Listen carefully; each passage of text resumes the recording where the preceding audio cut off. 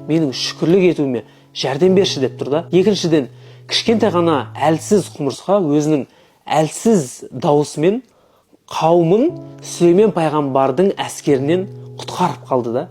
Яғни біз өмірде мен әлсізбін, мен қолымнан не келеді дейсің. Мүмкін Алла именно сіздің дауысыңыз арқылы үлкен нәтиже нәсіп ететін шығар. Үшіншіден, қауымын ескерткен кезде құмырсқа Сүлеймен пайғамбарды ақтап тұр да.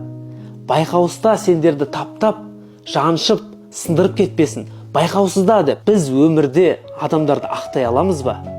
Бұл қателес қапты, білмей қалған шығар, көрмей қалған шығар, біреудің айтқанымен уланып қалған шығар, дұрыс информация бармай қалған шығар деп ақтап жүреміз ба? Төртіншіден, бір кездері діннің жаулары Құраннан қателік таптық, ол жерде құмырсқа сынады деп айтылған деп өздерінше бір жаңалық ашып жүрген.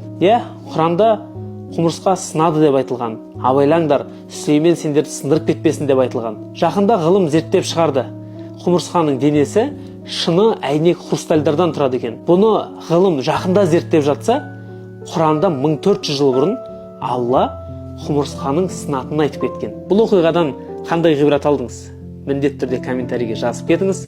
Мен оқырмандар маз ғой, кім көреді дейсің демей, видеоны репост жасайсыз деген ойдамын.